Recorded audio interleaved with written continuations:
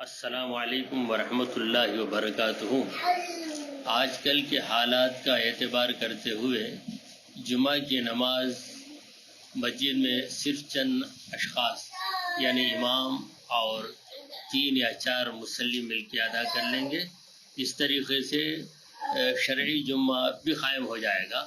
اب جو احباب گھروں میں نماز ادا کریں گے وہ تو ظہر کی نماز ادا کریں گے، چونکہ جمعہ کا دن ہے اس لیے ظہر کی نماز بجائے جماعت کے تنہا پڑھنا افضل ہے۔